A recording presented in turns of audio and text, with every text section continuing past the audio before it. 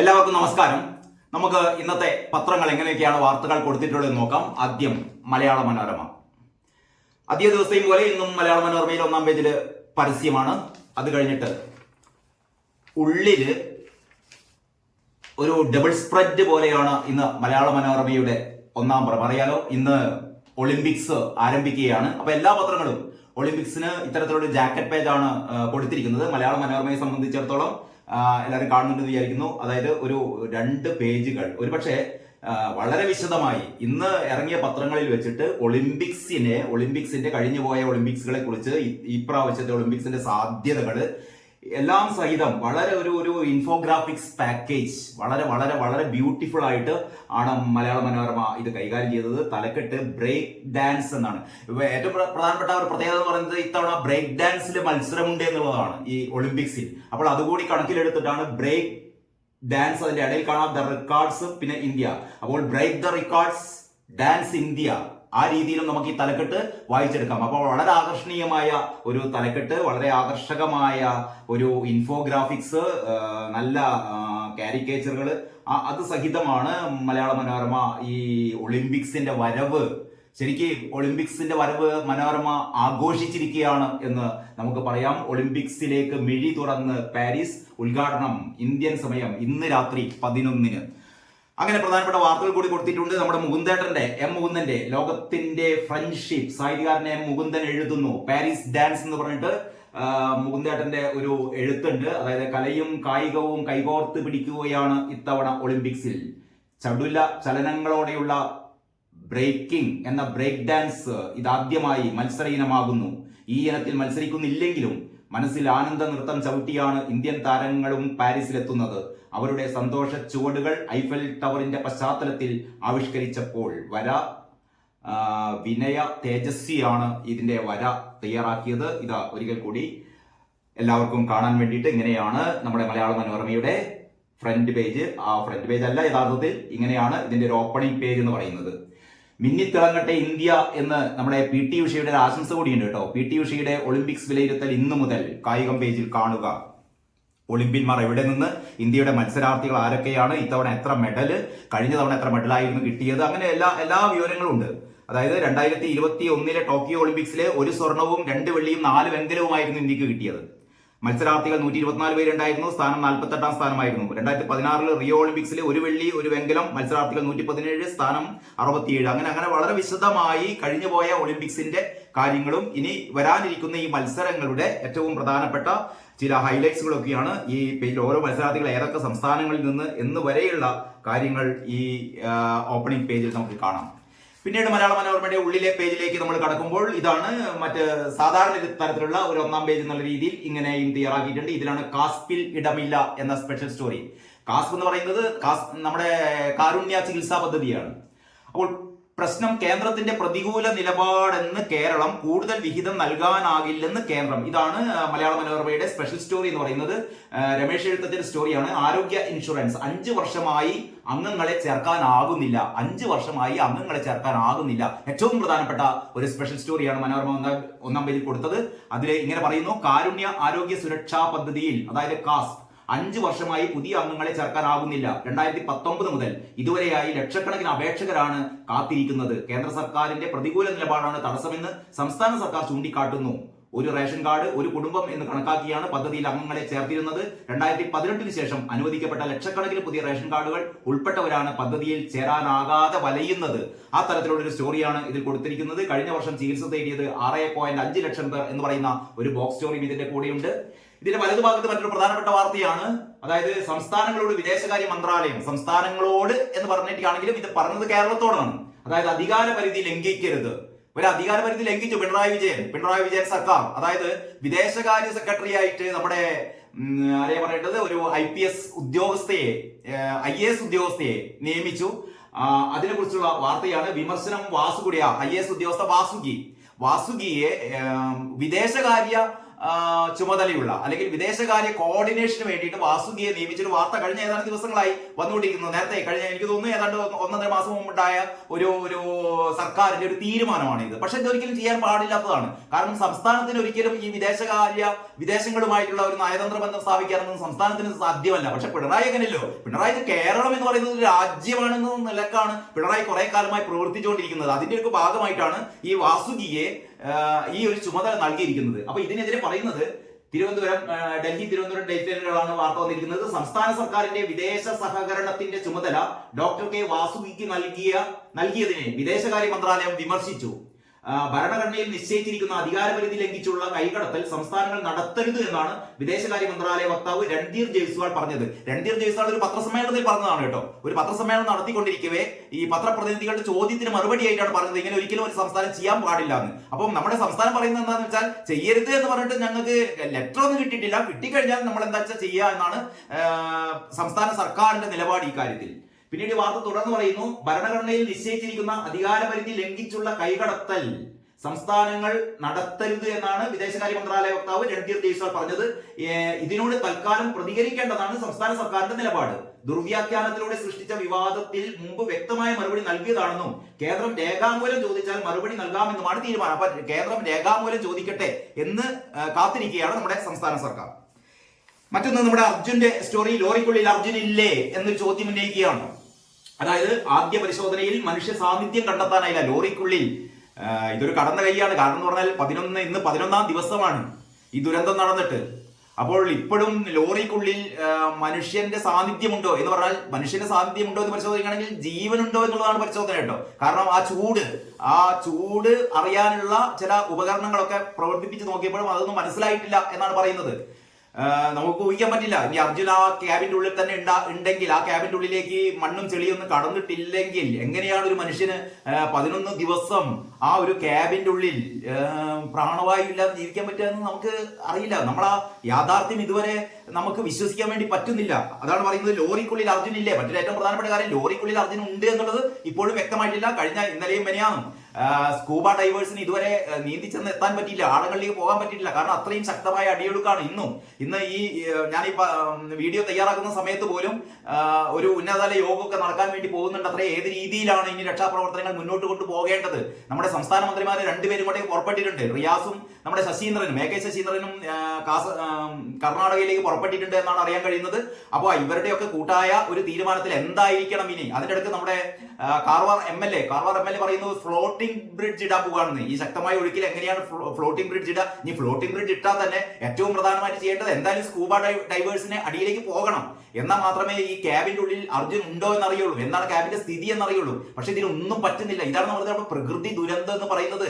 മനുഷ്യന് ഒരുപാട് ശാസ്ത്ര സാങ്കേതിക മേഖലകളിലൊക്കെ പുരോഗമിച്ചു, ചന്ദ്രനിലേക്ക് പോകുന്നു, ചൊവ്വയിലേക്ക് പോകുന്നു, പരീക്ഷണങ്ങൾ നടത്തുന്നു എന്നൊക്കെ പറഞ്ഞിട്ടും പ്രകൃതി ഒന്ന് ഇളകിയാൽ, പ്രകൃതി ഒന്ന് രൗദ്രഭാവം ഉൾക്കൊണ്ടാൽ മനുഷ്യന് പിടിച്ചു നിൽക്കാനാവില്ല എന്ന് വീണ്ടും വീണ്ടും തെളിയിച്ചുകൊണ്ടിരിക്കുകയാണ്. കഴിഞ്ഞ ദിവസം ഡോക്ടർ അരുൺകുമാർ നമ്മുടെ റിപ്പോർട്ടർ TVയിൽ ഒരു പ്രസ്താവന നടത്തിയിരുന്നു. അതായത് ഈ ദുരന്തങ്ങളുടെ ഒക്കെ സ്ക്രിപ്റ്റ് തയ്യാറാക്കുന്നത്, തിരക്കഥ തയ്യാറാക്കുന്നത് പ്രകൃതിയാണ്.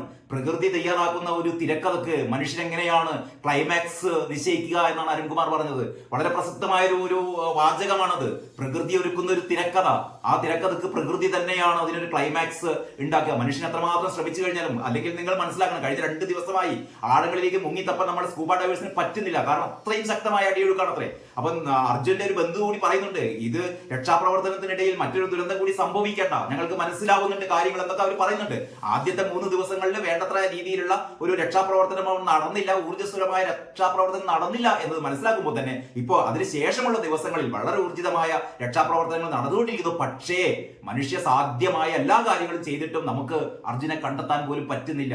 ഇനിയുള്ള ദിവസങ്ങളിൽ എനിക്ക് തോന്നുന്നില്ല ഇന്ന് എന്തെങ്കിലും സംഭവിക്കുമെന്ന്. കാരണം ഇന്നും ആ രീതിയിൽ തന്നെയാണ് അവിടുത്തെ കാലാവസ്ഥ, വളരെ മോശം കാലാവസ്ഥയാണ്. കർണാടക സംസ്ഥാനത്ത് ആകെ ഓറഞ്ച് അലർട്ടാണ് പ്രഖ്യാപിച്ചിരിക്കുന്നത്. അതുകൊണ്ടൊക്കെ തന്നെ നമുക്ക് വരും ദിവസങ്ങളിൽ എന്തായാലും അർജുനെ നമുക്ക് തിരിച്ചു കിട്ടിയേ പറ്റൂ, എങ്ങനെയാണെങ്കിലും ഏത് അവസ്ഥയിലാണെങ്കിലും എന്ന് മാത്രമേ ഇപ്പോൾ പറയുന്നുള്ളൂ. അപ്പോൾ ആ വാർത്തയാണ്, ലോറിക്കുള്ളിൽ അർജുൻ ഇല്ലേ എന്നാണ് മനോരമ ചോദിക്കുന്നത്. ആദ്യ പരിശോധനയിൽ മനുഷ്യ സാന്നിധ്യം കണ്ടെത്താനായില്ല. കർണാടകയിലെ ഷിരൂരിൽ നിന്ന് നഹാസ് പി മുഹമ്മദിന്റെ വാർത്തയാണ്. ഷിരൂരിൽ മണ്ണിടിഞ്ഞ് കാണാതായ ലോറിക്കകത്ത് ഡ്രൈവർ കോഴിക്കോട് കണ്ണാടിക്കൽ സ്വദേശി അർജുൻ ഉണ്ടോ എന്ന് സ്ഥിരീകരിക്കാനായില്ല. ഇന്നലെ പകൽ തെർമൽ ഇമേജിംഗ് പരിശോധനയിൽ പുഴക്കടിയിലെ ലോറിക്കകത്ത് മനുഷ്യ ശരീരത്തിന്റെ സാന്നിധ്യം കണ്ടെത്താനായില്ല. മനുഷ്യ ശരീരത്തിന്റെ സാന്നിധ്യം അറിയണമെങ്കിൽ മനുഷ്യ ശരീരത്തിന്റെ ചൂട് ആ തെർമൽ ഇൻസ്ട്രുമെന്റ് പിടിച്ചെടുക്കണം.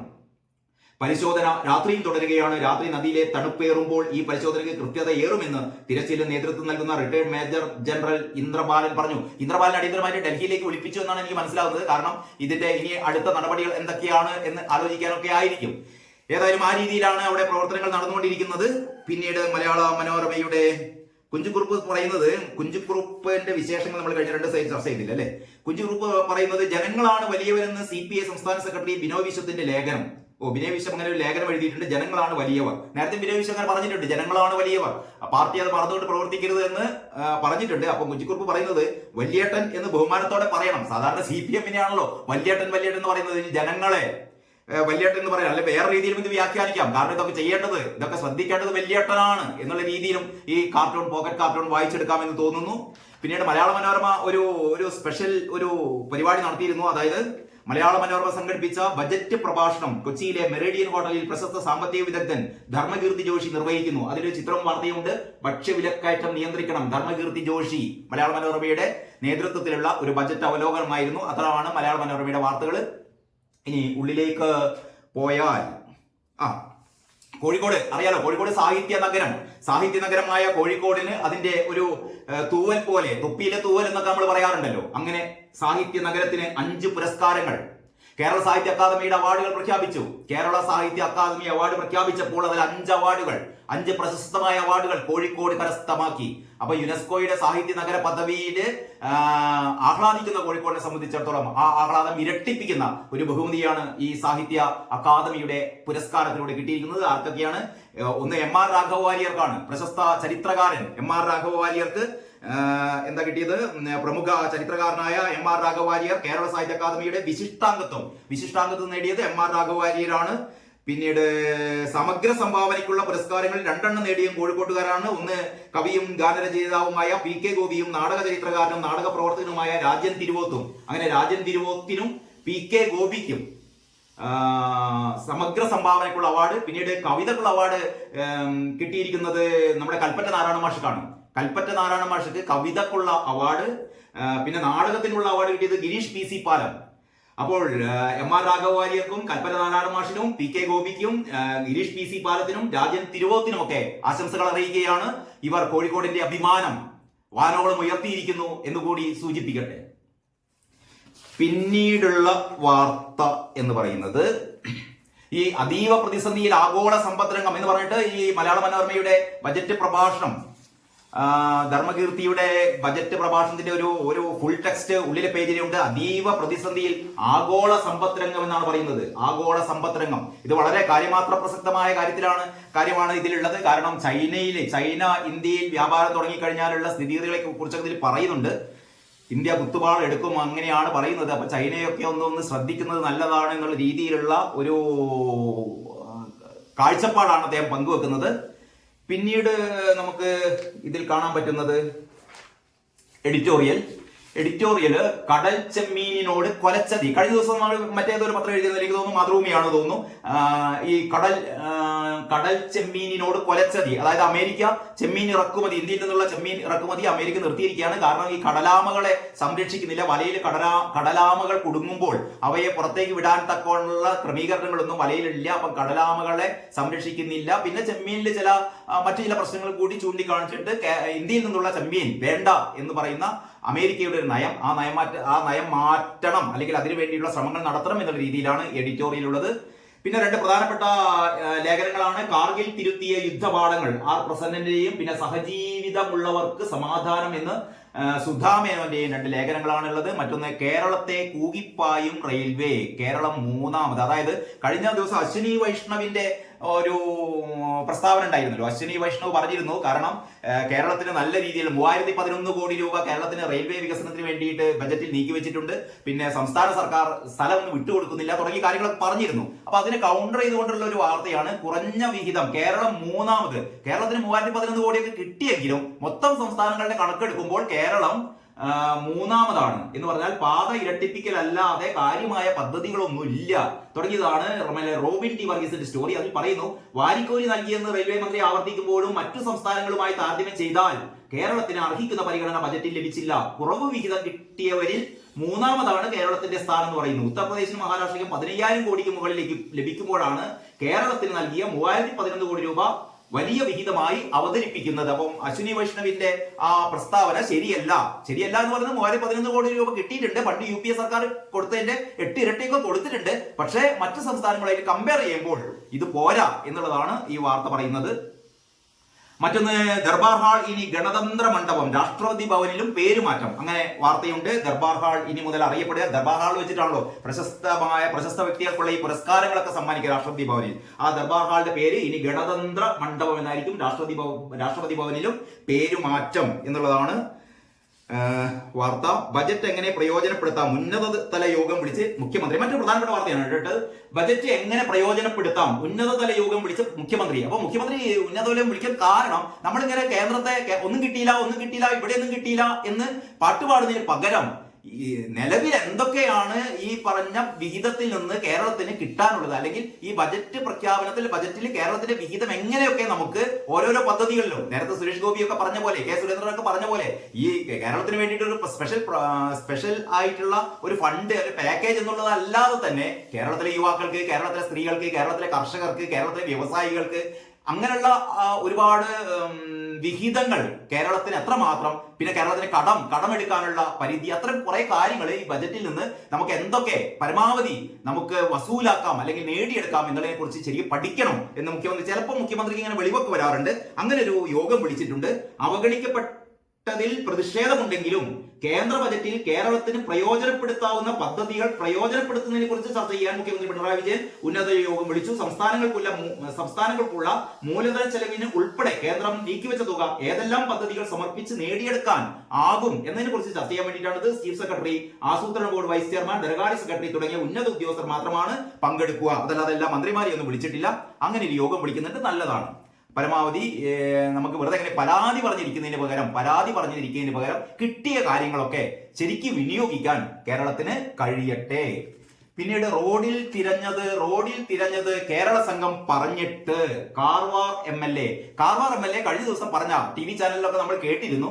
അതായത് ഈ ഒരു 3-4 ദിവസം പാഴായത് ഇവർ പറയുന്നത്, കർണാടക ടീം പറയുന്നത്, അല്ലെങ്കിൽ സൈന്യമൊക്കെ പറയുന്നത്, നേരത്തെ തന്നെ ഈ നദിയിൽ തെരച്ചിൽ നടത്തേണ്ടതായിരുന്നു. പക്ഷെ നദിയിൽ തെരച്ചിൽ ആദ്യം നടത്താതിരുന്നത് കേരളത്തിൽ നിന്നെത്തിയ കുറെ മാധ്യമ പ്രവർത്തകരും പിന്നെ ഈ സ്വയം പ്രഖ്യാപിത സന്നദ്ധ പ്രവർത്തകരും, നമ്മുടെ രഞ്ജിത്ത് ഇസ്രായേലിന്റെ മാതിരിയുള്ള കുറെ പാർട്ടീസ് ഒക്കെ നിർബന്ധം പിടിച്ചതിനാലാണ് ഞങ്ങൾ ഈ പറയുന്ന തിരച്ചിൽ കരയിലാക്കിയത്. അതുകൊണ്ട് എല്ലാ കുറ്റവും മലയാളികളുടേതാണ് എന്നുള്ള രീതിയിലാണ് റോഡിൽ തിരഞ്ഞത് കേരള സംഘം പറഞ്ഞിട്ട് എന്നാണ് കാർവാർ MLA പറയുന്നു.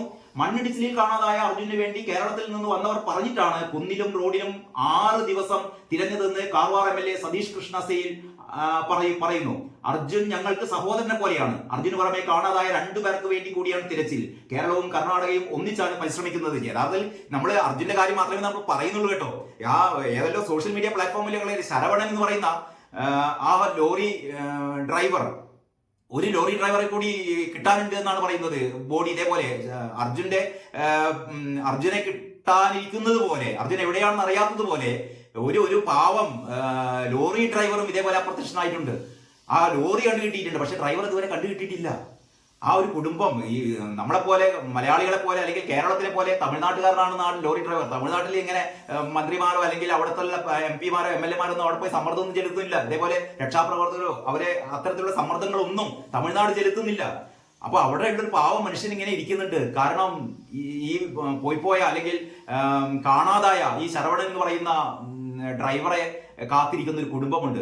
മാത്രമല്ല വളരെ നെഞ്ചിരിക്കുന്ന ചില കാഴ്ചകളാണ് നമ്മുടെ സോഷ്യൽ മീഡിയയിലൊക്കെ. ആ കുടുംബം ഉണ്ടല്ലോ, ആ ഒരു ചായപ്പീടിക, തകർന്നുപോയ ചായപ്പീടിക, അച്ഛനും അമ്മയും 2 പിഞ്ചു കുട്ടികളും, ഒരു മുത്ത പെൺകുട്ടിയും അതിനുശേഷം ഒരു ആൺകുട്ടിയും പിന്നെ ഒരു മുത്തശ്ശിയെ വീഡിയോ കാണുന്നില്ല.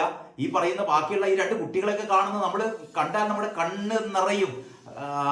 ആ അർജുനോടൊപ്പം അല്ലെങ്കിൽ ഇത്തരത്തിലുള്ള 1, 2, 3 ആൾക്കാരോടൊപ്പം ഈ ചളിക്കുത്തിലേക്ക് അല്ലെങ്കിൽ ഈ പുഴയിലേക്ക് ഒലിച്ചുപോയ പാവപ്പെട്ട ഒരു കുടുംബം. അപ്പോൾ ഈ പ്രകൃതി ദുരന്തം എന്ന് പറയുന്നത് നമ്മൾ ഈ അർജുനിലേക്ക് മാത്രം ഒതുക്കണ്ട. അർജുൻ നമ്മുടെ നാട്ടുകാരൻ എന്നുള്ള ഒരു രീതി അവിടെ നിൽക്കട്ടെ. ഒരു 10 പേരാണ് ഒരൊറ്റ നിമിഷത്തിനുള്ളിൽ പ്രകൃതിയുടെ ഈ രൗദ്രഭാവം പൂണ്ട.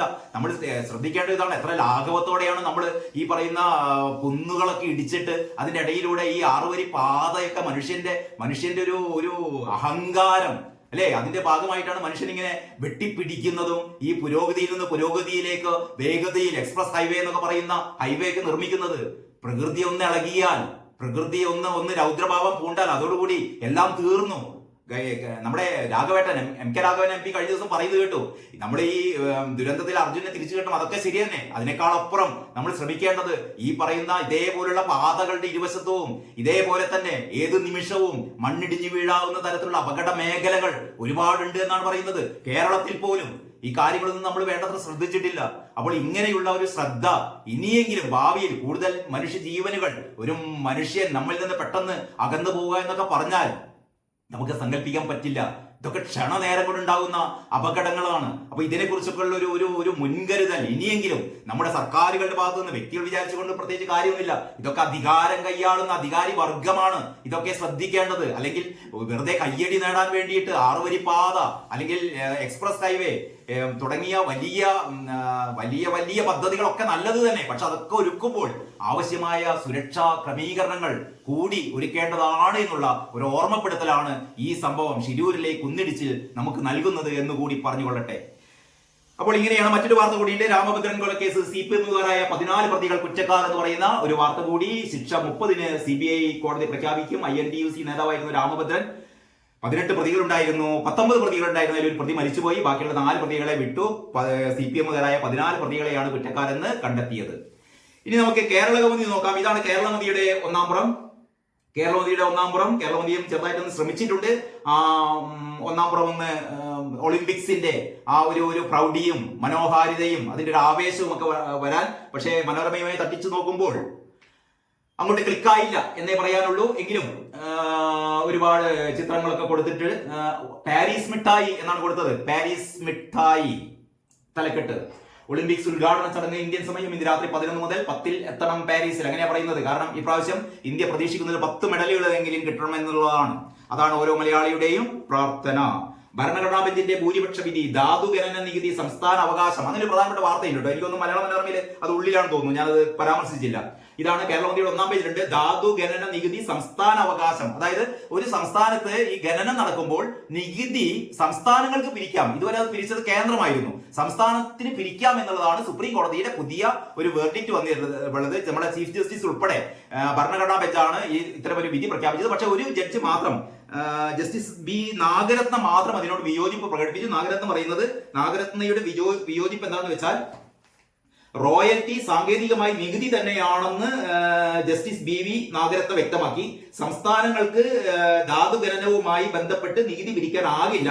അങ്ങനെ അനുവദിക്കുന്നത് ഫെഡറൽ സംവിധാനത്തെ ബാധിക്കുമെന്നാണ് നാഗരത്ന പറയുന്നത്. പക്ഷേ ചീഫ് ജസ്റ്റിസ് ഉൾപ്പെടെയുള്ള ഭൂരിഭാഗം ജഡ്ജിമാരും വിധി കൽപ്പിച്ചത് ഇത് സംസ്ഥാനങ്ങൾക്ക് പിരിക്കാം എന്നുള്ളതാണ്. നമുക്ക് പ്രത്യേകിച്ച് വലിയൊരു നേട്ടമൊന്നും കേരളത്തിന് കിട്ടും തോന്നുന്നില്ല. കാരണം വലിയ ഗനികളൊക്കെ ഉള്ള ഉത്തരേന്ത്യൻ ചില സംസ്ഥാനങ്ങൾക്കൊക്കെ വലിയ നേട്ടമായി മാറും ഈ സംസ്ഥാനങ്ങൾക്ക് ഇത്തരമൊരു തീരുമാനം. മറ്റൊന്ന്, കേരളം അതിര് വിടരുതെന്ന് കേന്ദ്രം. നേരത്തെ മലയാള മനോരമയിൽ നമ്മൾ പറഞ്ഞ വാർത്ത തന്നെ. വാസുകിയുടെ നിയമനം ഭരണഘടനാ വിരുദ്ധമാണ്. വാസുകിയുടെ നിയമനം ഭരണഘടനാ വിരുദ്ധമെന്ന് മലയാള മനോരമയേക്കാൾ നല്ല രീതിയിൽ തന്നെയാണ് കേരളമതി കൊടുത്തിട്ടുള്ളത്. കേരളം അതിര് വിടരുതെന്ന് കേന്ദ്രം. കേരളം ഇങ്ങനെ അതിര് വിടരുത്. പിണറായി വിജയൻ കരുതുന്ന പോലെ കേരളം എന്നുള്ളത് ഒരു സ്വതന്ത്ര രാജ്യമല്ല, ഓർമ്മപ്പെടുത്തുകയാണ് കേന്ദ്രം. 10ാം നാളും അർജുൻ കാണാമറയത്ത്. അർജുന്റെ വാർത്തകൾ ഇങ്ങനെ പതുക്കെ ഒന്നാം പേജിൽ നിന്ന് അപ്രത്യക്ഷമായി കൊണ്ടിരിക്കുകയാണ്. 10ാം നാളും അർജുൻ കാണാമറയത്ത് എന്നാണ് ഉദിനൂർ സുകുമാരന്റെ വാർത്ത. പ്രത്യേകിച്ച് പടങ്ങളൊന്നും അതിന് കൂടെ കൊടുത്തിട്ടില്ല. ഇനി ഉള്ളിലെ പേജിലേക്ക് പോയാൽ ലൈഫ് ഇല്ലാതെ ലൈഫ് ഗാർഡുകൾ എന്ന് പറയുന്ന പ്രാദേശിക പേജിൽ വാർത്തയുണ്ട്. വളരെ പ്രധാനപ്പെട്ട ഒരു വാർത്തയാണ്. ലൈഫ് ഇല്ലാതെ ലൈഫ് ഗാർഡുകൾ. ഇതും നമ്മുടെ സുരക്ഷയുമായി ബന്ധപ്പെട്ട ഒരു കാര്യമാണ്. ഈ ബീച്ചില് ഒരുപാട് കുടുംബങ്ങൾ, ചെറിയ കുട്ടികൾ ഒന്നും ഒരു മുൻകരുതലുമില്ലാതെ ബീച്ചിലേക്ക്, കടൽത്തിരകളിലേക്ക് ഓടിയിറങ്ങാറുണ്ട്. എങ്ങാനും എന്തെങ്കിലും ദുരന്തം സംഭവിച്ചു പോയാൽ രക്ഷപ്പെടുത്താനുള്ള ലൈഫ് ഗാർഡുകളുടെ എണ്ണം കുറവാണ്. അതാണ് പറയുന്നത്, ബീച്ചിലെത്തുന്ന സഞ്ചാരികളുടെ എണ്ണം വർദ്ധിക്കുമ്പോഴും സുരക്ഷ ഒരുക്കുന്ന ലൈഫ് ഗാർഡുകൾ ആവശ്യത്തിനില്ല. എനിക്ക് തോന്നുന്നത് ഇത് കോഴിക്കോട്ടെ മാത്രം കാര്യമല്ല, മിക്കവാറും കേരളത്തിലുള്ള ഈ തീരപ്രദേശങ്ങളിൽ മുഴുവൻ, കടൽ തീരങ്ങളിലൊന്നും ആവശ്യത്തിന് ലൈഫ് ഗാർഡുകൾ ഇല്ല എന്നുള്ളത് എടുത്തു പറയേണ്ട ഒരു കാര്യമാണ്. സർക്കാർ ഇനിയെങ്കിലും ശ്രദ്ധിക്കേണ്ട ഒരു കാര്യമാണത്. എന്നിട്ട് പറയുന്നു ബേപ്പൂർ മുതൽ കാപ്പാട് വരെയുള്ള ബീച്ചിലുള്ളത് 10 പേർ മാത്രം. പ്രതിദിനം 1000-ഓളം ആളുകൾ എത്തുന്ന, പ്രതിദിനം 1000-ഓളം ആളുകളല്ല, അജന്യ ആർഎസിന്റെ സ്റ്റോറിയാണ്. അജന്യ ആർഎസ് കടപ്പുറത്ത് പോകാത്തതുകൊണ്ടാണ്. ഞായറാഴ്ചക്ക് പോയി കഴിഞ്ഞാൽ അവിടെ 10,000-ങ്ങളാണ്, അത്രയും ആൾക്കാരാണ്. പ്രത്യേകിച്ചും ഈ ഞായറാഴ്ച ദിവസങ്ങളൊക്കെ മലപ്പുറത്ത് നിന്നൊക്കെ അല്ലെങ്കിൽ മലപ്പുറം ഭാഗത്ത് നിന്നൊക്കെ ആളുകൾ കൂട്ടം കൂട്ടമായി ഈ കോഴിക്കോട് ബീച്ചിലേക്ക് വരാറുണ്ട്. അത് തന്നെ വരും 10,000-കണക്കിന്. അപ്പോൾ 10,000-കണക്കിന് ആൾക്കാർ എത്തുന്ന ഈ സ്റ്റോറിയിൽ പറയുന്നത് ബേപ്പൂർ മുതൽ കാപ്പാട് വരെയുള്ള ബീച്ചിലുള്ളത് 10 പേർ മാത്രം. പ്രതിദിനം 1000-ഓളം ആളുകൾ എത്തുന്ന കോഴിക്കോട് ബീച്ചിൽ സുരക്ഷയ്ക്ക് മാത്രം 15 ലൈഫ് ഗാർഡുകൾ എങ്കിലും വേണമെന്നിരിക്കെ വെറും 6 പേരാണുള്ളത്. നിങ്ങൾ നോക്കണം, 6 പേരാണ് ഇത്രയും വലിയ കോഴിക്കോട് ബീച്ചിൽ ഇത്രയും ആളുകൾ എത്തുന്ന ഒരു സ്ഥലത്ത് ആളുകളെ നിയന്ത്രിക്കല്ല, ആളുകൾ അപകടത്തിൽപ്പെടുന്നത് തടയാൻ അല്ലെങ്കിൽ അപകടത്തിൽപ്പെടുമ്പോൾ അവരെ രക്ഷപ്പെടുത്താനുള്ള ആകെ 6 ലൈഫ് ഗാർഡുകൾ മാത്രമാണ്. 15 പേരെങ്കിലും വേണമെന്ന് പറയുന്നത്, ഞാൻ പറയുന്നത് 15 അല്ല, ഏതാണ്ട് കോഴിക്കോട് കടപ്പുറത്ത് തന്നെ ഒരു 50-ഓളം ലൈഫ് ഗാർഡുകൾ ഉണ്ടെങ്കിലേ ആൾക്കാരുടെ സുരക്ഷ ഓരോ 10 മീറ്ററിലും ഓരോ ലൈഫ് ഗാർഡ് എങ്കിലും അവിടെ വേണം, എങ്കിലേ ആ സുരക്ഷ കർശനമായിട്ട് നടപ്പാക്കാൻ പറ്റുകയുള്ളൂ. മാത്രമല്ല അവർക്ക് ആവശ്യമായ ഉപകരണങ്ങളും വേണം. ഇനിയും ഇതൊക്കെ പഠിക്കണമെങ്കിൽ ഇതേപോലെ ഒരു വൻ ദുരന്തം ഉണ്ടായാൽ മാത്രമേ നമ്മുടെ ഈ മെഷീനറി അല്ലെങ്കിൽ ഈ ഭരണവർഗം ഇതൊക്കെ പഠിക്കുകയുള്ളൂ എന്നുള്ളത് വളരെ കഷ്ടമാണ്. പ്രത്യേകിച്ചും ഈ അർജുന്റെ ഈ ദുരന്ത പശ്ചാത്തലത്തിൽ ഓർമ്മിപ്പിക്കുകയാണ് ജില്ലാ ഭരണകൂടത്തെയെങ്കിലും ശ്രദ്ധിക്കണം. കോഴിക്കോടിനെ സംബന്ധിച്ചിടത്തോളം സാഹിത്യ നഗര പദവിയൊക്കെ നമ്മൾ പറഞ്ഞ് അഭിമാനിക്കുമ്പോഴും ദുരന്തങ്ങൾ ഉണ്ടാവരുത്, മുൻകരുതലുകൾ നല്ലതാണ്, അത്രേ പറയുന്നുള്ളൂ. അഞ്ചൽ രാമഭദ്രൻ വധം 14 CPM പ്രവർത്തകർ കുറ്റക്കാർ. വളരെ വലിയ രീതിയിലാണ് കേരള വാർത്ത കൊടുത്തിട്ടുള്ളത്. മറ്റൊന്ന് കേരള സാഹിത്യ അക്കാദമി പുരസ്കാര ജേതാക്കൾ കൽപ്പന നാരായണ മാഷ്ടെയും നോവല് കിട്ടിയത് ഹരിത സാവിത്രിയാണ് കേട്ടോ. ഹരിത സാവിത്രി എന്ന് പറയുന്ന പുതിയ നോവലിസ്റ്റിനാണ് നോവലിന് സമ്മാനം കിട്ടിയത്. ബാക്കിയുള്ള എല്ലാവർക്കാരുടെയും പണം കൊടുത്തിട്ടുള്ള വാർത്ത അതും നല്ല രീതിയിൽ കൊടുത്തിട്ടുണ്ട്. ബസ് അപകടങ്ങളിൽ 2 കുരുന്നുകൾക്ക് ദാരുണാന്തി എന്ന് പറയുന്ന ഒരു കരൾ നുറുങ്ങുന്നൊരു വാർത്ത കൂടി ഇന്നലെ പത്രങ്ങളിൽ ഉണ്ടായിരുന്നു. പല പത്രങ്ങളും 1-ാം പേജിൽ കൊടുത്തിട്ടുണ്ട്. ഇത് ബസ് അപകടങ്ങളിൽ 2 കുരുന്നുകൾക്ക് ദാരുണാന്ത്യം എന്ന് പറയുന്ന വാർത്ത ഈ ഏത് പേജിലാണ്? 5-ാം പേജിലാണ് കേരളമതി കൊടുത്തിട്ടുള്ളത്. അതായത് ഒരു കുട്ടി സ്കൂൾ ബസ്സിൽ നിന്ന് ഇറങ്ങിയിട്ട് റോഡ് ക്രോസ് ചെയ്യുന്നത്ര ബസ്സിന്റെ മുന്നിലൂടെ ആ ബസ് ഡ്രൈവർ കണ്ടില്ല, ആ കുരുന്നിന്റെ മുകളിലൂടെ കയറി ഇറങ്ങി എന്നാണ് പറയുന്നത്. ഈ ഡ്രൈവർമാർക്ക് ആർക്കും നമ്മൾ ഈ ജീവിതം എന്നൊക്കെ പറയുന്നത്, ജീവൻ എന്നൊക്കെ പറയുന്നത് ഈ വണ്ടി ഓടിക്കുന്ന ഡ്രൈവർമാരൊക്കെ കുറേയും കൂടി ശ്രദ്ധ പ്രത്യേകിച്ചും കുട്ടികളൊക്കെ കൊണ്ടുപോകുന്ന ഡ്രൈവർമാർ. ഇതായി ആദ്യ തവണയൊന്നും അല്ല, ഇത്തരത്തിലുള്ള അപകടങ്ങൾ ഇതിനു മുമ്പ് സംഭവിച്ചിട്ടുണ്ട്. സ്കൂൾ ബസ്സിൽ ആവശ്യമായ ഒരു സുരക്ഷ പോലും കുട്ടികൾക്ക് കിട്ടുന്നില്ല എന്നുള്ളത് എടുത്തു പറയാതെ വയ്യ. ഇനി കേരള കൗമുദിയുടെ എഡിറ്റോറിയൽ എന്ന് പറയുന്നത് വീണ്ടു വിചാരം ഗുണം ചെയ്യുമെന്നുള്ളതാണ്. എനിക്ക് തോന്നുന്നു ഇന്ന് പുറത്തിറങ്ങിയ പത്രങ്ങളിൽ കുറേയും കൂടി ഒരു ജനകീയമായ ഒരു ജനങ്ങളുടെ പ്രതീക്ഷക്കനുസരിച്ചുള്ള ഈ എഡിറ്റോറിയൽ എഴുതിയത് കേരള കൗമുദിയാണ്. 2 പതിപോലെ 2 എഡിറ്റോറിയൽ ഉണ്ട്. അതായത് വീണ്ടു വിചാരം ഗുണം ചെയ്യും എന്ന് പറയുന്നത് ഈ കെട്ടിട നിർമ്മാണ പെർമിറ്റിനുള്ള ഇത് അപേക്ഷാ ഫീസും പെർമിറ്റിനുള്ള ഫീസൊക്കെ കുറച്ചല്ലോ, അതാണ് പറയുന്നത് വീണ്ടു വിചാരം ഗുണം ചെയ്യും. ഇതിൽ വളരെ രസകരമായ ഈ ഒരു വാചകം കിട്ടും. അതെങ്ങനെയാണ്? ആ ഫസ്റ്റ് പാരഗ്രാഫ് നമുക്ക് വായിക്കാം. ജനങ്ങളിൽ അധിക നികുതി ഭാരം അടിച്ചേൽപ്പിക്കുന്നത് നല്ല ഭരണത്തിന്റെ ലക്ഷണമല്ലെന്ന് അറിയാത്തവർ ഭരണത്തിന് നേതൃത്വം വഹിക്കുന്നവർ മാത്രമാണ്. അപ്പൊ ഭരണത്തിന് നേതൃത്വം വഹിക്കുന്നവർക്ക് മാത്രമാണ് ഇതറിയാത്തത്. ഏതറിയാത്തത്? ജനങ്ങളിൽ അധിക നികുതി ഭാരം അടിച്ചേൽപ്പിക്കുന്നത് നല്ല ഭരണത്തിന്റെ ലക്ഷണമല്ല. ഒറ്റ വാചകത്തിൽ പറഞ്ഞ അത്രയോളം, പിണറായി വിജയന് മനസ്സിലായിട്ടില്ല ഭരണത്തിന് വേണ്ടത് ജനങ്ങൾക്ക് ഇങ്ങനെ അധിക നികുതി ഭാരം ഏൽപ്പിക്കുന്നത് നല്ല ഭരണമല്ല എന്ന് പിണറായി വിജയന് മനസ്സിലായിട്ടില്ല. ഇനി അത്തരമൊരു തിരിച്ചറിവ് ഇല്ലാതെ പോയത് കൊണ്ട് സംഭവിച്ചതാണ് കഴിഞ്ഞ വർഷം ഏപ്രിലിൽ സംസ്ഥാനത്തെ കെട്ടിട നിർമ്മാണ പെർമിറ്റ് ഉൾപ്പെടെ പലതിനും ഫീസ് നിരക്ക് കുത്തനെ വർദ്ധിപ്പിച്ച നടപടി. 177 കോടി രൂപയാണ് ഒറ്റ വർഷം കൊണ്ട് ഈ ഇനത്തിൽ തദ്ദേശ സ്ഥാപനങ്ങൾ പിരിച്ചെടുത്തത്. 177 കോടി രൂപ. ഇത് സംബന്ധിച്ച് MP രാജേഷും ഈ തദ്ദേശ സ്വയംഭരണ സ്ഥാപനങ്ങളിലെ ജീവനക്കാരുടെ സംഘടനകൾ തമ്മിൽ തർക്കം നടന്നുകൊണ്ടിരിക്കുകയാണ്. അവസാനം MP രാജേഷ് കൈകഴുകയാണ്. ഇത് സംസ്ഥാന സർക്കാരിനല്ല, ഈ 177 കോടി പിരിച്ചെടുത്തത് തദ്ദേശ സ്വയംഭരണ സ്ഥാപനങ്ങളാണ്. തദ്ദേശ സ്വയംഭരണ സ്ഥാപനങ്ങളെ സാമ്പത്തികമായി കരകയറ്റാൻ വേണ്ടിയിട്ടാണ് ഇങ്ങനെ ഈ കുത്തനെ 10 ഇരട്ടി 20 ഇരട്ടി 30 ഇരട്ടി ഒക്കെ ഫീസ് വർദ്ധിപ്പിച്ചത് എന്നാണ് രാജേഷ് ഇപ്പം പറയുന്നത്.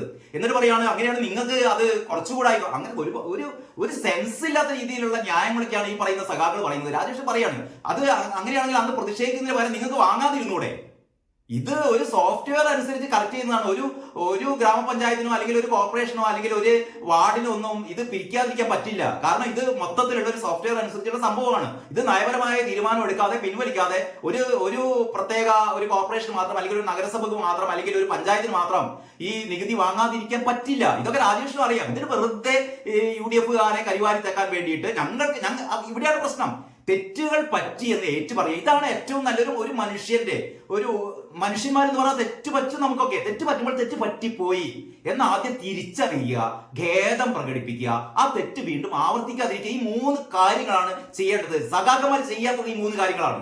ഞങ്ങൾക്ക് തെറ്റ് പറ്റിയെന്ന് ഒരിക്കലും സമ്മതിക്കില്ല, ചത്താലും സമ്മതിക്കില്ല തെറ്റ് പറ്റിയെന്ന്.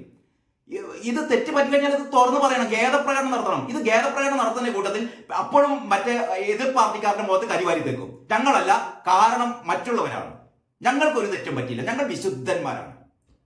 മറ്റൊന്ന്, അതൊക്കെ കഴിഞ്ഞിട്ട് ഇത് തിരുത്താൻ വേണ്ടി ശ്രമിക്കണം. പുതിയ രീതിയിൽ തുടങ്ങണം. ഇനി തെറ്റുകളൊന്നും പറ്റില്ല. CPM-നെ സംബന്ധിച്ചിടത്തോളം നമുക്ക് അറിയാലോ, ഈ പുതിയ തെറ്റ് തിരുത്തലല്ല. ഇവിടെ വർഷം തെറ്റ് തിരുത്തൽ രേഖകൾ ഇങ്ങനെ വരാറുണ്ട്.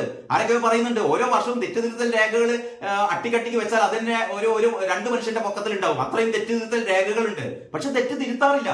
ഇപ്പൊ അവസാനം കേരള മുഖപ്രസംഗത്തിലൂടെ കളിയാക്കുന്നു. ഇങ്ങനെയാണ് പറയുന്നത്, അങ്ങനെ വർധനക്കെതിരെ വ്യാപകമായ പരാതികൾ ഉയർന്നിട്ടും അനങ്ങാതിരുന്ന സർക്കാർ ഇപ്പോൾ ലോക്സഭാ തെരഞ്ഞെടുപ്പിലെ കനത്ത തോൽവിയുടെ പശ്ചാത്തലത്തിലാണെങ്കിൽ പോലും തെറ്റ് തിരുത്താൻ തയ്യാറായത് ശുഭസൂചനയാണ്. കൊണ്ടാലേ പഠിക്കൂ എന്ന് പറയുന്നത് വെറുതെയല്ല.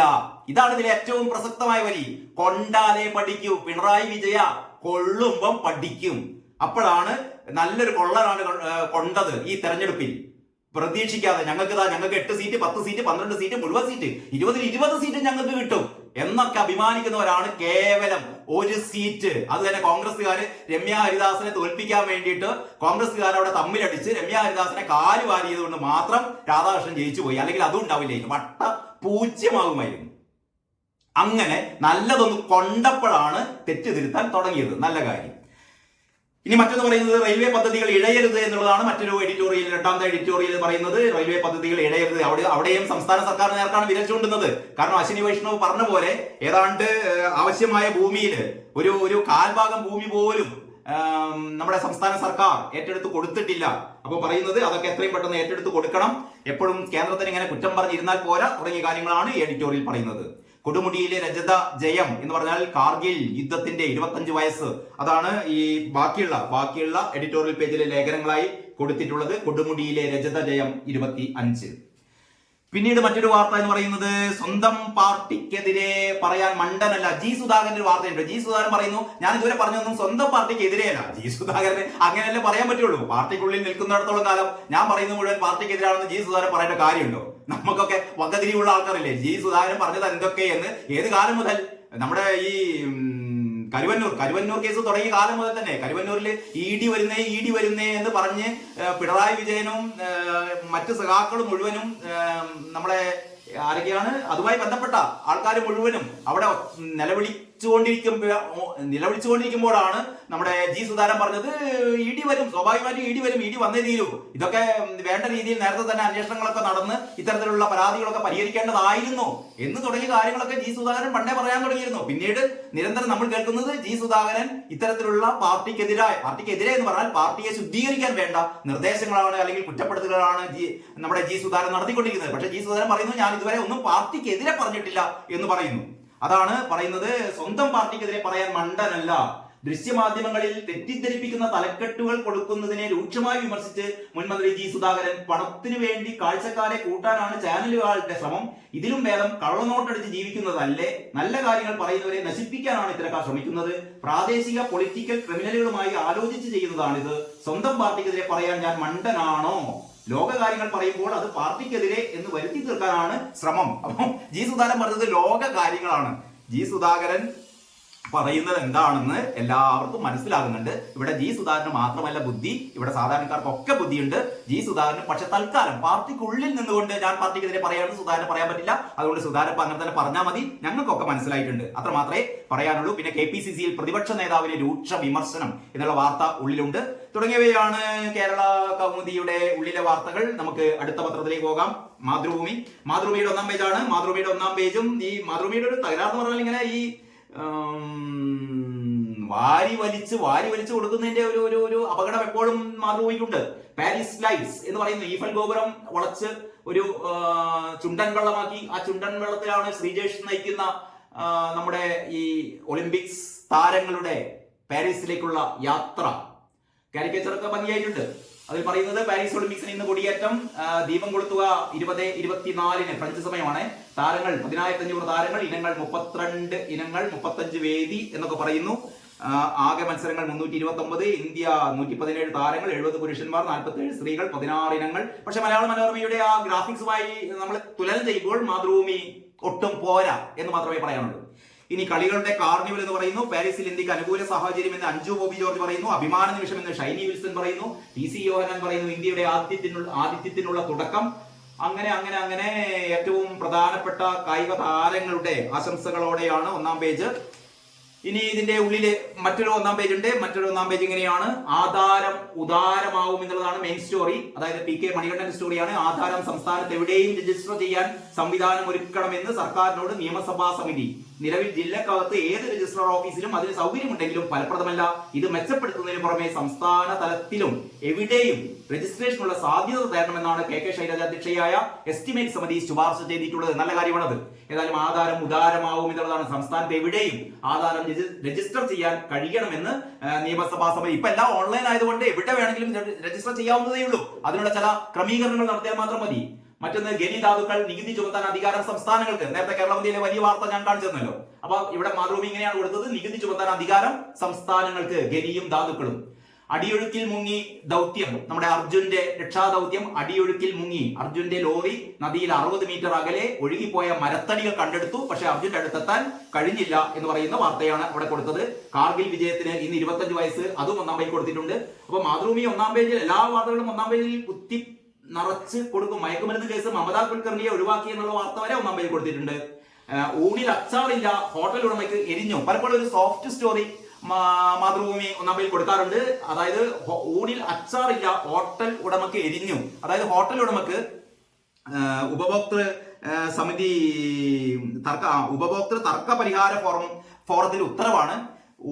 പാഴ്സൽ ഊണിൽ അച്ചാർ വെക്കാൻ മറന്നുപോയി. അപ്പൊ ഈ 25 ഊണ് പാഴ്സൽ വാങ്ങിയിരുന്നു അത്രേ. അപ്പൊ അതിന് പൈസയൊക്കെ കൊടുത്ത് നോക്കുമ്പോൾ അതിൽ അച്ചാറില്ല. അപ്പോൾ ഈ വാങ്ങിയ ആള് ഹോട്ടൽ ഉടമയോട് പറഞ്ഞു അച്ചാറില്ലാത്തതുകൊണ്ട് 25 ഊണിന് അച്ചാറില്ല. അപ്പോൾ 25 ഊണിന്റെ ഓരോ അച്ചാറിന് ഓരോ രൂപ എന്നുള്ള രീതിയിൽ 25 രൂപ എനിക്ക് തിരിച്ചു തരണം എന്ന് പറഞ്ഞപ്പോൾ ഈ ഹോട്ടലുകാരെ സംബന്ധിച്ചില്ല. ചില ഹോട്ടലുകാർ തനി മൂരാച്ചികളാണല്ലോ. ആ 25 രൂപ മനുഷ്യന് കൊടുത്തു കഴിഞ്ഞാൽ 25 പോട്ടെ 100 രൂപ കൊടുത്ത് ഇയാൾ ഒഴിവാക്കിയാൽ മതിയായിരുന്നു. അതിന് പകരം ഇയാൾ വാശി പിടിച്ചു നിന്നു. അവസാനം ഉപഭോക്തൃ തർക്ക പരിഹാര ഫോറം ഉത്തരവിട്ടു. എത്രയാണെന്നറിയോ? 35,000 രൂപ. 35,000 രൂപയും കേസിന്റെ ചെലവും ഈ അച്ചാറിന്റെ പൈസയും ഈ പറയുന്ന ഉപഭോക്താവിന് കൊടുക്കണമെന്ന്. അപ്പൊ ഉപഭോക്തൃ തർക്ക പരിഹാര കേസുകളൊക്കെ നല്ല രീതിയിൽ നടക്കുന്നുണ്ട്. പക്ഷെ അത് എത്രമാത്രം ആൾക്കാർ ഉപഭോക്തൃ തർക്ക ഫോറത്തിലേക്ക് പോകുന്നുണ്ട് എന്നുള്ളത് ഒരു പ്രധാനപ്പെട്ട വസ്തുതയാണ്. ഏതായാലും ഊണിന് അച്ചാറില്ലാത്തത് കൊണ്ട് എരിഞ്ഞത് ഹോട്ടൽ ഉടമയ്ക്കാണ്. നല്ല തലക്കെട്ടാണ്. പിന്നീട് കൽവർട്ട് വൃത്തിയാക്കൽ റെയിൽവേ നിലപാടിനെതിരെ മേയർമാർ. റെയിൽവേ പറയുന്നത് നമ്മുടെ ആമയെഴുതാൻ തോടിന്റെ അതേ പ്രശ്നത്തിന്റെ തുടർച്ചയാണ്. അതായത് റെയിൽവേ ട്രാക്ക് കടന്നു പോകുന്ന ആ കൽവർട്ടിനുള്ളിലുള്ള മാലിന്യം നീക്കം ചെയ്യേണ്ടത് റെയിൽവേ പറയുന്നു. ഇതൊക്കെ തദ്ദേശ സ്വയംഭരണ സ്ഥാപനങ്ങളുടെ ചുമതലയാണ്. ഒരു റെയിൽവേ ട്രാക്ക് പോകുന്നതെന്ന് വിചാരിച്ചിട്ട് അതിനുള്ളിലുള്ള മാലിന്യങ്ങൾ അത് പല ഭാഗത്തുനിന്നും അടിഞ്ഞു വരുന്നതായിരിക്കും. അത് റെയിൽവേ മാത്രമല്ല ഉത്തരവാദി. റെയിൽവേ പറയുന്നത് ശരിയാണെന്നാണ് എനിക്ക് തോന്നുന്നത്. കാരണം റെയിൽവേ ട്രാക്കിന്റെ അടിയിലുള്ള മാലിന്യങ്ങൾ മുഴുവൻ റെയിൽവേയുടേതായിക്കൊള്ളണമെന്നില്ലല്ലോ. പ്രത്യേകിച്ച് ആമയെഴുതാൻ തോട് നമുക്കറിയാം. ആമയെഴുതാൻ തോടിന്റെ തുടക്കം മുതൽ തന്നെയുള്ള മാലിന്യങ്ങൾ മുഴുവൻ ഒഴുകിയിട്ട് അവസാനം റെയിൽവേ ട്രാക്കിന്റെ ആ അടിയിലുള്ള മറ്റേ ഗുഹയിൽ അല്ലെങ്കിൽ ആ അണ്ടർ പാസേജിലാണ് കുന്നുകൂടി കിടക്കുന്നത്. അത് മുഴുവനും മേയർ പറയുന്ന പോലെ മുഴുവനും റെയിൽവേയുടെ ഈ മാലിന്യങ്ങളൊന്നുമല്ല. അപ്പോൾ യഥാർത്ഥത്തിൽ ഈ തദ്ദേശ സ്വയംഭരണ സ്ഥാപനങ്ങൾക്കാണ് മാലിന്യ നിർമ്മാർജ്ജനത്തിന്റെ ഉത്തരവാദിത്തം. അവരാണത് ചെയ്യേണ്ടത്. പിന്നീട് വാസുകിയുടെ നിയമനം സംസ്ഥാനം അധികാരം മറക്കരുത് എന്ന് കേന്ദ്രം. ആ വാർത്തയുണ്ട് കേട്ടോ, വാസുകിയുടെ പടക്കെ ആയിട്ട്. വാസുകിയുടെ നിയമനം സംസ്ഥാനം അധികാരം മറക്കരുത്. കേന്ദ്രം മിക്കവാറും എല്ലാ പത്രങ്ങളും അത് നല്ല രീതിയിൽ തന്നെ കൊടുത്തിട്ടുണ്ട്. പിണറായി വിജയന്റെ ഒരു മണ്ടക്കടിക്കുന്ന പോലുള്ള കേരളം ഒരു രാജ്യമല്ല എന്നുള്ള ഓർമ്മക്കുറിപ്പ്. പിന്നീട് ഉള്ളിലെ പേജിലാണ് കൊടുത്തത് CL ജോസിനും MR രാഘവവാര്യർക്കും വിശിഷ്ടാംഗത്വം. നേരത്തെ ഞാൻ രാഘവവാര്യരുടെ കാര്യം മാത്രമേ പറഞ്ഞിട്ടുള്ളൂ, കോഴിക്കോട്ടുകാരനായതുകൊണ്ട്. CL ജോസിനും അതിന് കൂടെ വിശിഷ്ട അംഗത്വമുണ്ട്. ബാക്കിയുള്ള അവാർഡ് കിട്ടിയ, കേരള സാഹിത്യ അക്കാദമി കിട്ടിയ എല്ലാ പുരസ്കാര ജേതാക്കളുടെയും പടങ്ങൾ നല്ല രീതിയിൽ തന്നെ മാതൃഭൂമി കൊടുത്തിട്ടുണ്ട്. ഏതാണ്ട് ഒരു 1/4 പേജ് വലിപ്പത്തിൽ. പിന്നീട് മാതൃഭൂമിയുടെ ഉള്ളിലേക്ക് പോയാൽ എഡിറ്റോറിയൽ ഇങ്ങനെയാണ്: സർക്കാരിന് തിരുത്തൽ, ജനത്തിന് ആശ്വാസം. നേരത്തെ കേരളമന്ത്രിയുടെ ആ എഡിറ്റോറിയൽ തന്നെ. സർക്കാരിന് തിരുത്തൽ, ജനത്തിന് ആശ്വാസം. ലോക്സഭാ തിരഞ്ഞെടുപ്പിൽ കേരളത്തിലുണ്ടായ വൻ തിരിച്ചടിക്ക് പിന്നാലെ ചേർന്ന CPM സംസ്ഥാന സെക്രട്ടേറിയറ്റ് യോഗത്തിലെ പ്രധാന തീരുമാനങ്ങളിലൊന്ന് പാർട്ടി നയിക്കുന്ന സംസ്ഥാന സർക്കാരിന്റെ പരിഗണനകളിൽ മാറ്റം വേണമെന്നായിരുന്നു. സർക്കാരിന്റെ പ്രവർത്തനത്തിലും ശൈലിയിലും മാറ്റങ്ങൾ വേണമെന്നാണ് ജനവിധി സൂചിപ്പിക്കുന്നത് എന്നായിരുന്നു യോഗ തീരുമാനം. എന്തൊരു കഷ്ടമാണെന്നറിയോ, CPM ഇതൊക്കെ തിരിച്ചറിയണമെങ്കിൽ അടി കിട്ടണം. അങ്ങനെ അടി കിട്ടിയാലേ അവരുടെ ട്യൂബ് ലൈറ്റ് കത്തുള്ളൂ. അതാണ് സ്ഥിതി.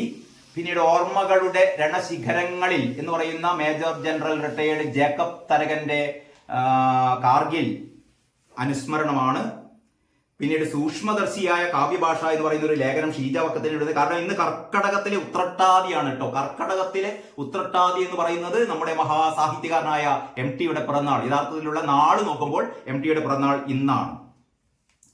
അത് സംബന്ധിച്ചാണ് സൂക്ഷ്മദർശിയായ കാവ്യഭാഷ എന്നുള്ള രീതിയിൽ MTയുടെ കൃതികളെ കുറിച്ച് അല്ലെങ്കിൽ MTയുടെ ജീവിതത്തെ കുറിച്ചുള്ള ഒരു ചെറിയൊരു ലേഖനമാണ്. ചെറുതല്ല, സാമാന്യം വലിപ്പമുള്ള ഒരു ലേഖനം തന്നെയാണ് മാതൃഭൂമി എഡിറ്റോറിയൽ പേജിൽ കൊടുത്തിട്ടുള്ളത്. പിന്നീട് കെട്ടിട നിർമ്മാണ പെർമിറ്റ് ഫീസ് അധിക തുക തിരിച്ചു കിട്ടാൻ വൈകും എന്നുള്ളതാണ് മറ്റൊരു സ്റ്റോറി. ഇത് MK സുരേഷിന്റെ സ്റ്റോറിയാണ്. അധിക തുക തിരിച്ചു കിട്ടാൻ വൈകും. നമ്മുടെ രാജേഷ് പറഞ്ഞത് അധികം അടച്ച തുകയൊക്കെ ഓൺലൈനിലൂടെ പെട്ടെന്ന് നിങ്ങളുടെ ബാങ്ക് അക്കൗണ്ടിലേക്ക് വരുന്നതാണ്. പെട്ടെന്ന് ബാങ്ക് അക്കൗണ്ടിലേക്ക് വരുന്നില്ല. കാരണം തദ്ദേശ സ്ഥാപനങ്ങളൊക്കെ അടച്ച പൈസയൊക്കെ പുട്ടടിച്ചു പോയി എന്ന് പറയരുത്. കിട്ടിയ പൈസയൊക്കെ തദ്ദേശ സ്വയംഭരണ സ്ഥാപനങ്ങൾ ചെലവാക്കി പല രീതിയിലും. ഇനി അവരുടെ കയ്യിൽ പൈസയൊന്നും ഇല്ല.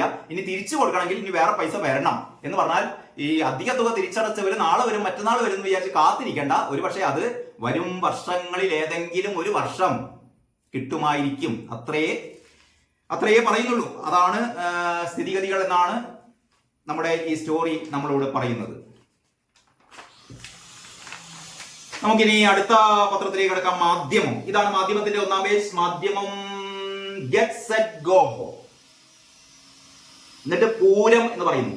ഈ ഈഫൽ ടവറിന്റെ പശ്ചാത്തലത്തിലാണ്. ഈഫൽ ടവർ എന്ന് പറയുന്ന ഈഫൽ ഗോപുരത്തെ ഗോപൂരമാക്കുകയും ഗെറ്റ് സെറ്റ് ഗോ എന്ന് പറയുകയും ഒക്കെ ചെയ്യുന്ന ഒരു കസർത്ത് കളി, തലക്കെട്ടിലെ ഒരു കസർത്ത് മാധ്യമം ചെയ്തിരിക്കുന്നു. പക്ഷെ മാധ്യമം എന്തൊക്കെ കസർത്ത് കളിച്ചാലും മാധ്യമത്തിന്റെ ഉള്ളിലുള്ള വിഷവിത്തുകൾ ഞാൻ കഴിഞ്ഞ ദിവസം പറഞ്ഞിരുന്നു. രാമായണ കഥ ഇന്നും തുടർന്നിട്ടുണ്ട്. ഞാൻ കാണിച്ചു തരാം. അപ്പൊ ഇതില് ഒന്നാം പേജിൽ പറയുന്നത് സെൻ നദിയുടെ ഓളങ്ങൾക്കും ഈഫൽ ഗോപുരത്തിനെ തലോടുന്ന കാറ്റിനും ഇനി ഒളിമ്പിക്സിന്റെ സുഗന്ധം. 100 വർഷത്തിന്റെ ഇടവേളയ്ക്ക് ശേഷം പാരീസ് വീണ്ടും ലോക കായിക മാമാങ്കത്തിന് വേദിയാകുന്നു. ഇനി ഈഫലിനേക്കാൾ ഉയരത്തിൽ ആവേശം പൊടിമാറുന്ന 16 നാളുകൾ. ഗംഭീരമായിട്ട് അവതരണമൊക്കെയാണ്. പക്ഷെ ഉള്ളില് അതിലേക്ക് നമുക്ക് കടക്കാം. ഇങ്ങനെയാണ് മാധ്യമത്തിന്റെ ഉള്ളിൽ ഒന്നാം പേജ്. ധാതു സമ്പത്തിൽ സംസ്ഥാനങ്ങൾക്ക് നികുതി ചുമത്തും. അതാണ് മെയിൻ സ്റ്റോറി ആക്കിയത്. ധാതു സമ്പത്തിൽ സംസ്ഥാനങ്ങൾക്ക് നികുതി ചുമത്താം എന്നുള്ളതാണ് മെയിൻ സ്റ്റോറി. കേന്ദ്രത്തിന് തിരിച്ചടിയായി സുപ്രീം കോടതി ഭരണഘടനാ ബെഞ്ചിന്റെ വിധി. അർജുനെ കണ്ടെത്താൻ പ്രതിസന്ധി എന്നുള്ളതാണ് വലതുഭാഗത്തുള്ള 2 കോളം ബോക്സ് സ്റ്റോറി. അതില് ഈ ഡ്രോണിൽ നടത്തുന്ന തെർമൽ ഒരു ഇൻഡക്ഷൻ ഒരു പ്രോസസ്സ് നടക്കുന്നുണ്ട്. അതിന്റെ ചിത്രമാണുള്ളത്. ട്രക്കിനകത്ത് അർജുൻ ഉണ്ടായിരുന്നു എന്നുള്ളതാണ് കുഴക്കുന്ന ചോദ്യം എന്ന ഒരു ഹൈലൈറ്റ്സും കൊടുത്തിട്ടുണ്ട്.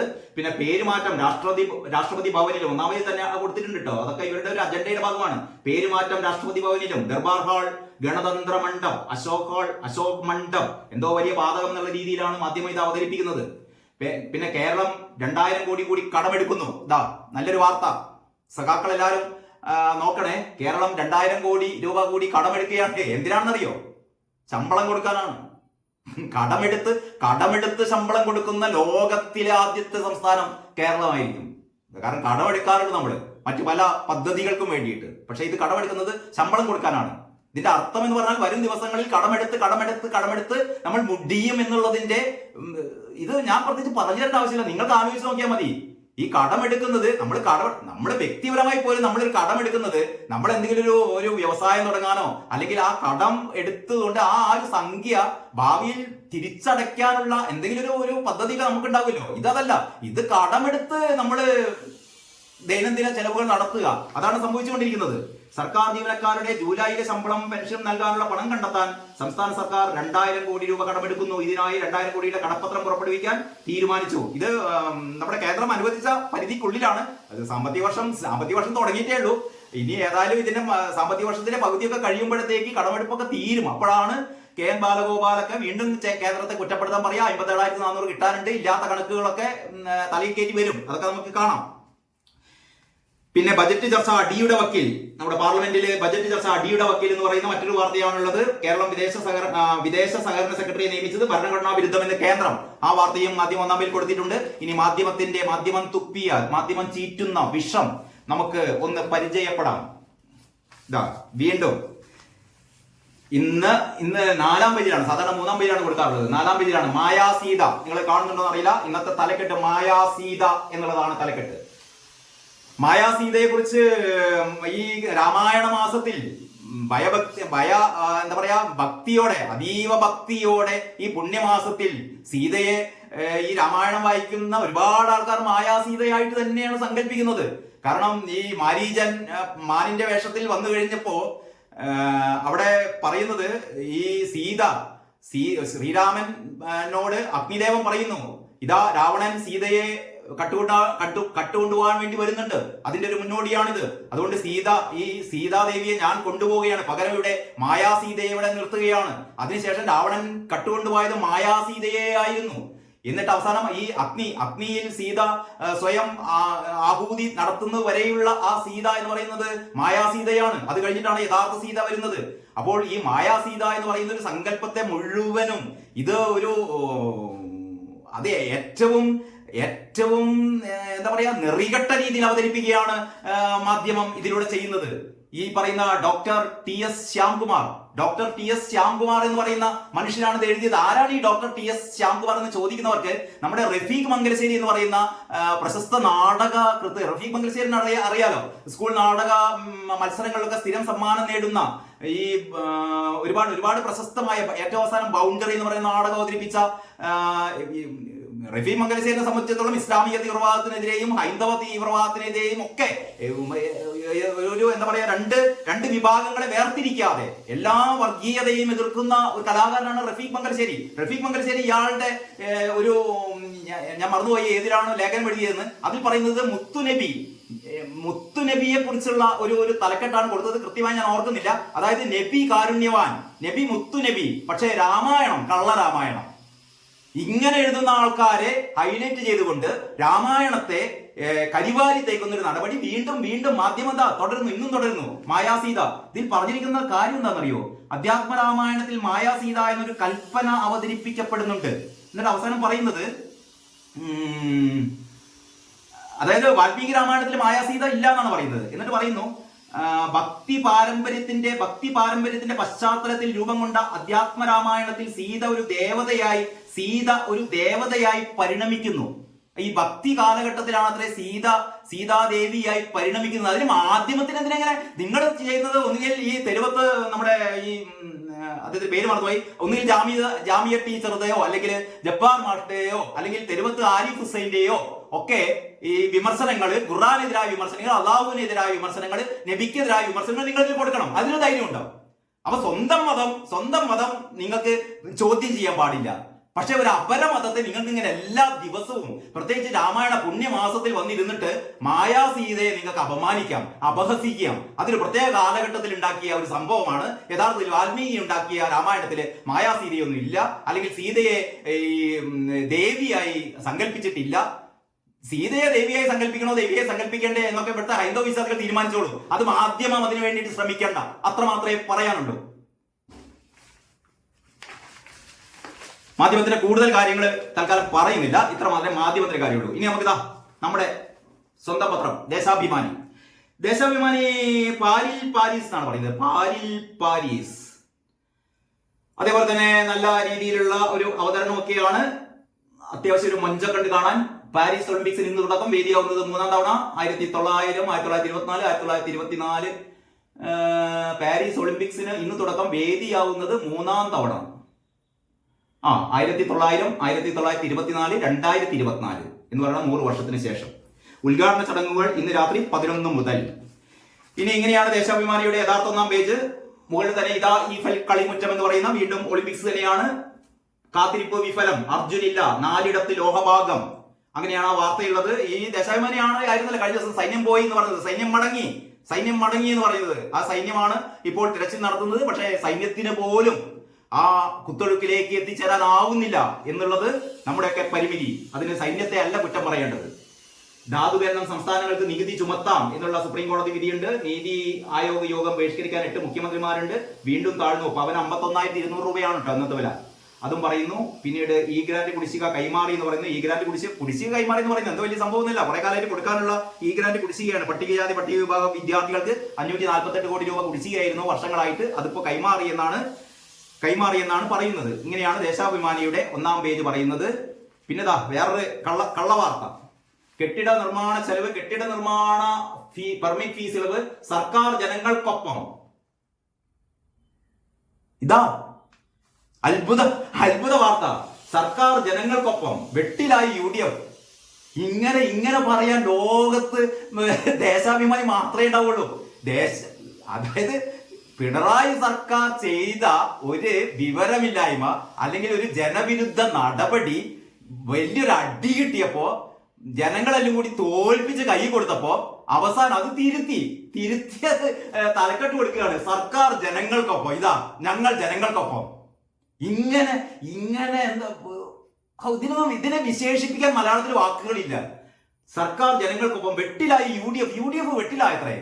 ഈ UDF വെട്ടിലായി എന്ന് പറയുന്നത് ഈ കെട്ടിട നിർമ്മാണ ഈ ഫീസുകള്, പെർമിറ്റ് ഫീസും അപേക്ഷാ ഫീസൊക്കെ വർദ്ധിച്ചു കഴിഞ്ഞപ്പോൾ അന്ന് UDF പറഞ്ഞിരുന്നു ഞങ്ങളിത് ബഹിഷ്കരിക്കുകയാണെങ്കിൽ ഞങ്ങളിതിന് എതിരെ പ്രക്ഷോഭം നടത്തുക എന്നൊക്കെ പറഞ്ഞിരുന്നു. ഇത് എന്നിട്ട് UDF ഇപ്പൊ വെട്ടിലായി പോയത്രേ. ഇതാണ് ദേശാഭിമാനിയുടെ ഇങ്ങനെ പറയുന്നത്. UDF ഭരിക്കുന്ന പഞ്ചായത്തുകൾ ജനങ്ങളുടെ കണ്ണിൽ പൊടിയിടാൻ പുതുക്കിയ ഫീസ് ഈടാക്കില്ലെന്ന് പ്രമേയം പാസാക്കിയിരുന്നു. എന്നിട്ട് അതിനുശേഷം ഈ തുക വാങ്ങുകയും വിവിധ ആവശ്യങ്ങൾക്കായി ചെലവഴിക്കുകയും ചെയ്തു.